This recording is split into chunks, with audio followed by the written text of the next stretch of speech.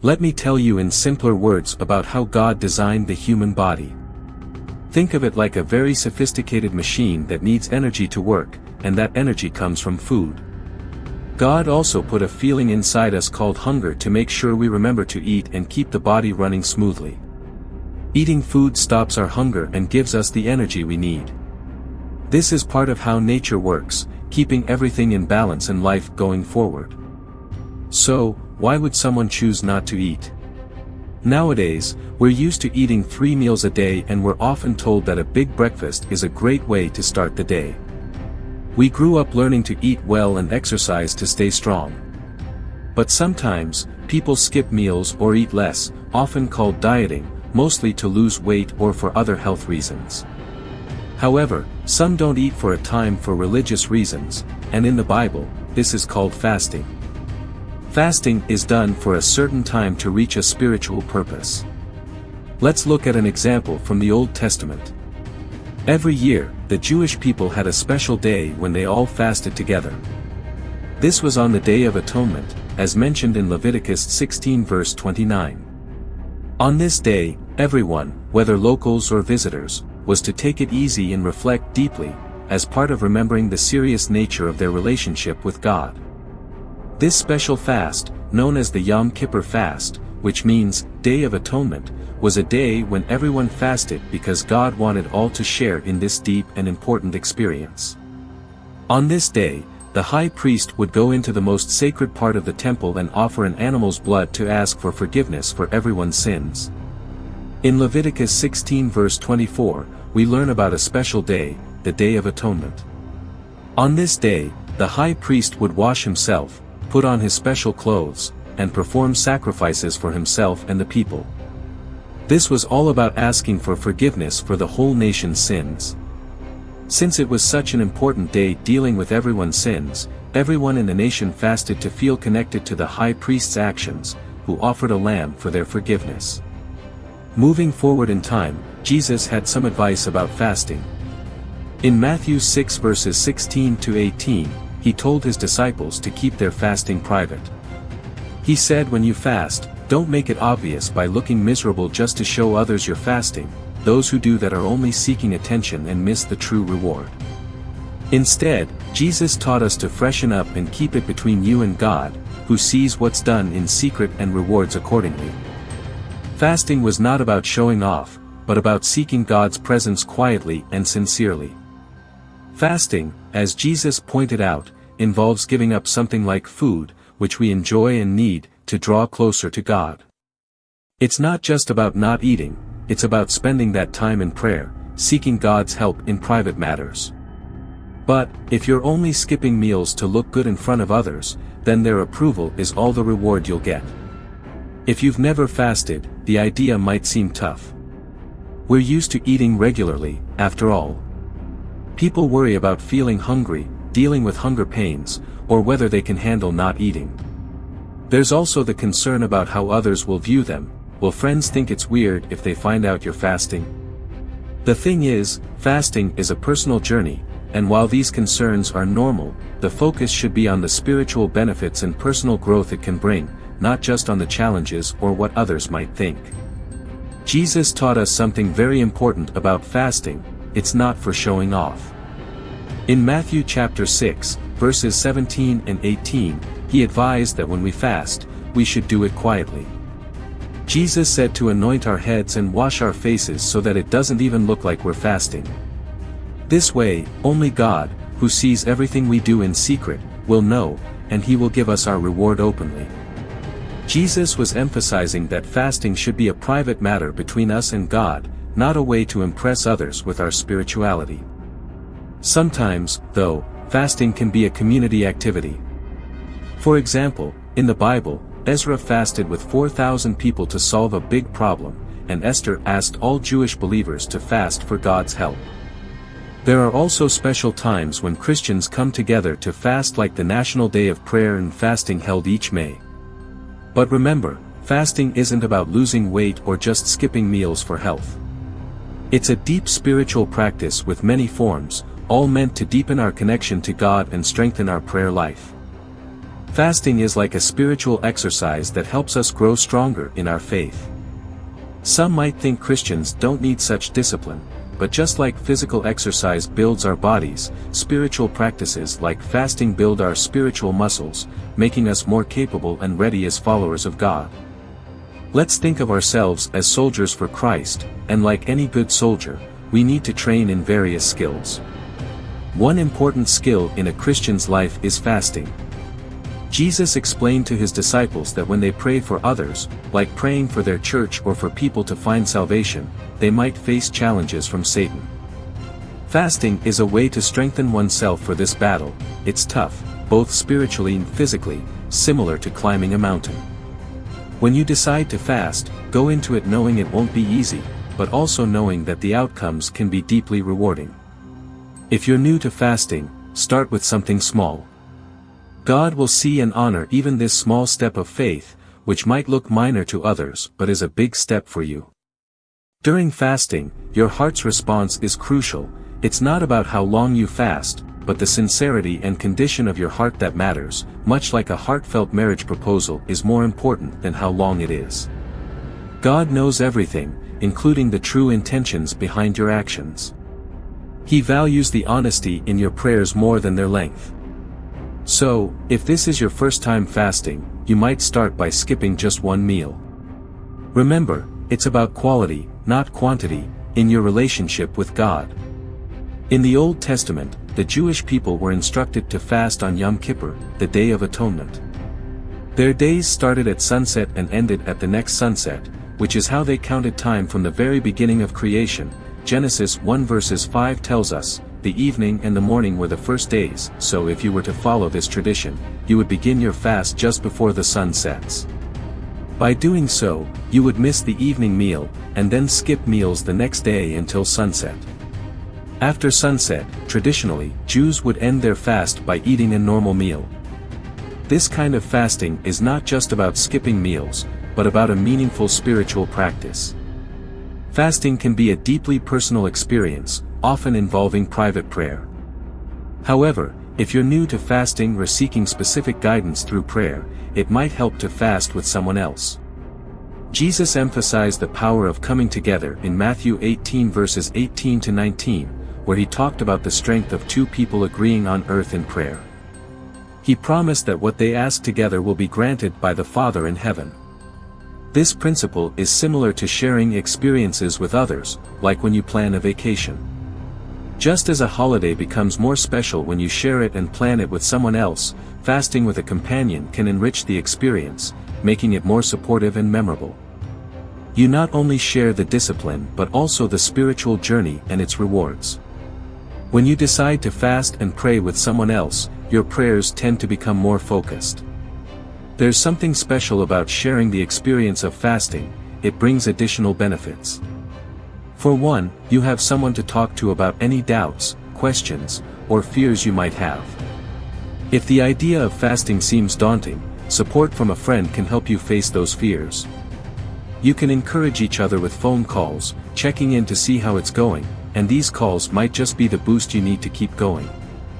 Then there's the celebration aspect. Climbing a mountain alone is a personal challenge, and the victory is all yours. But when you climb with friends, the celebration at the summit is shared. There's a collective joy in achieving something together. After you finish your fast, celebrating together makes the victory even sweeter. Fasting with a friend also creates a sense of accountability. It's harder to sneak a snack or break your fast early if you know your friend is keeping up with their commitment too.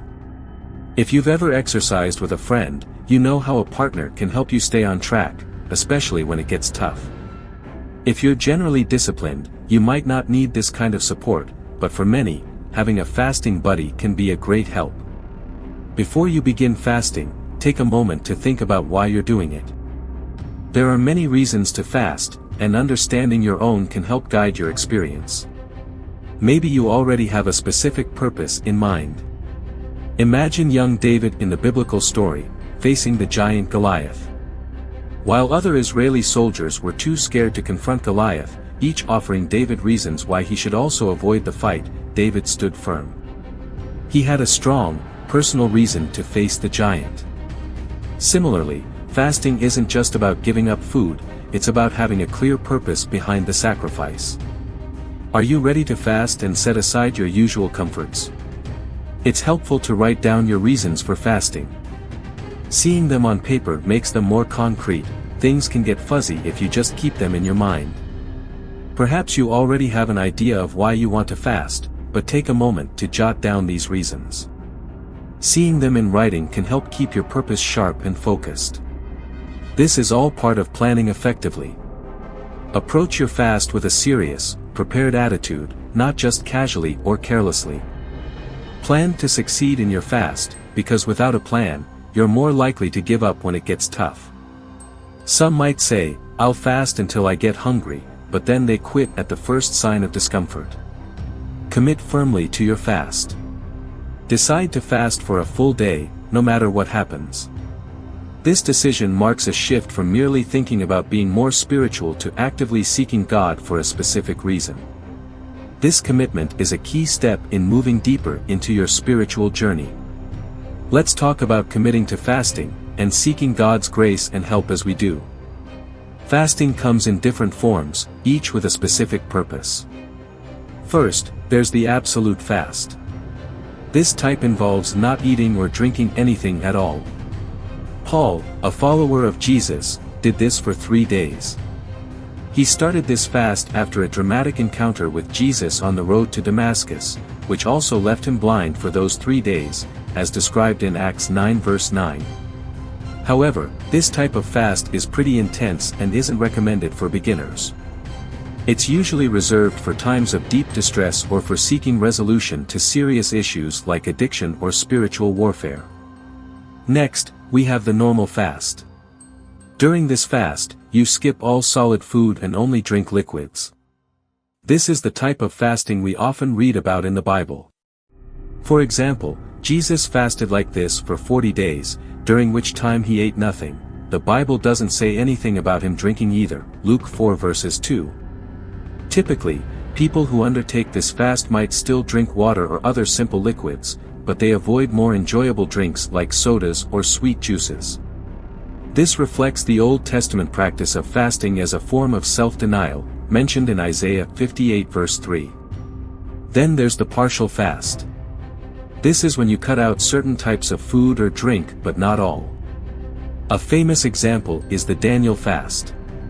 In the book of Daniel 1 verse 12, Daniel chose not to eat the rich foods from the king's table but asked instead for just vegetables and water. This type of fast involves selecting specific items to avoid, rather than abstaining from all food and drink. Each type of fast has its purpose and intensity, and choosing the right one depends on your specific spiritual goals and physical capability. The story of Daniel and the practice of fasting, which he observed with great discipline. Daniel, a figure from the Bible, practiced what we call a partial fast. This means he chose specifically what he would abstain from during his fasting period. For example, in Daniel 10 verse 3, he mentions not eating any choice food, avoiding meat and wine, and not using any lotions for 3 weeks. This type of fast meant he stayed away from foods and pleasures that were considered luxurious or indulgent at the time, much like our modern desserts, or rich meals. For instance, Daniel's avoidance of pleasant foods could be likened to us steering clear of sweets like donuts or cakes, which he did to maintain a simple and modest diet. By avoiding meat and wine, he also excluded common sources of joy and celebration from his diet, emphasizing his spiritual focus during this time.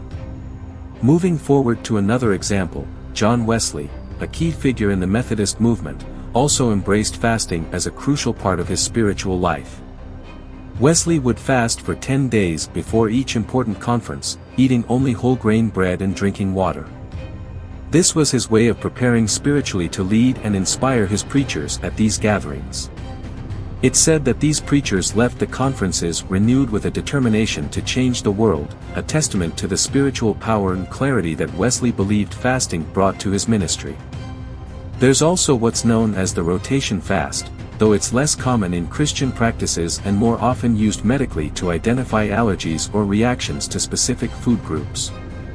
In this fast, a person might undertake a normal or absolute fast for one day, followed by a week where each day involves the introduction of just one of the 6 food groups to monitor for any adverse reactions.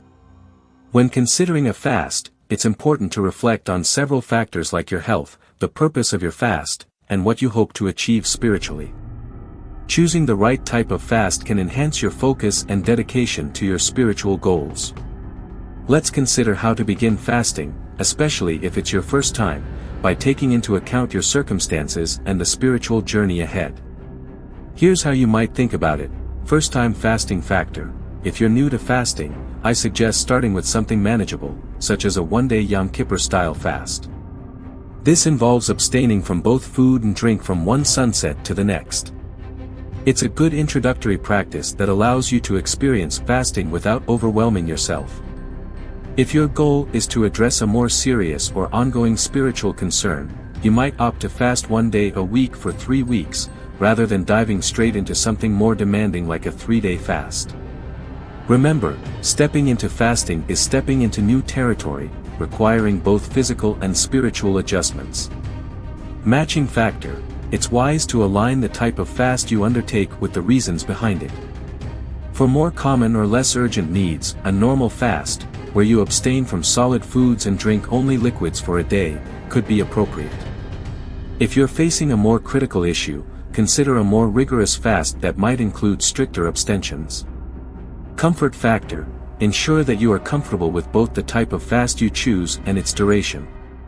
It's important that you feel at peace with these decisions, as they significantly impact your ability to maintain focus and achieve the spiritual outcomes you're seeking. Let's think about how to approach fasting in a way that feels right for you, without any doubt or guilt about the choices you make. It's important to pick a type of fast that makes you feel at ease with your decision. Timing factor. Consider various factors that affect when and how long you fast.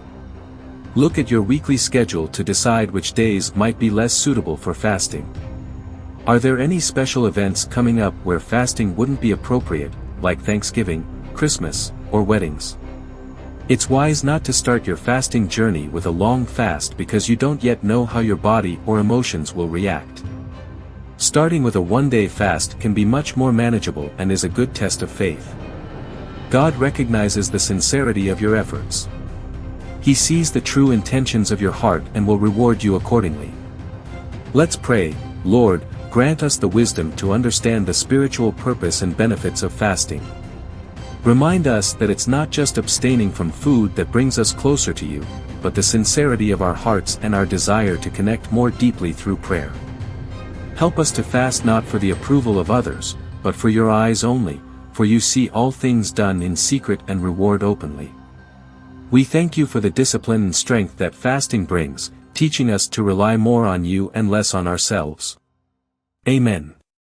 If you find this discussion helpful, consider subscribing so you won't miss any future insights. Together, we can continue to learn and grow in our spiritual journeys. Thank you for joining, and may God bless you.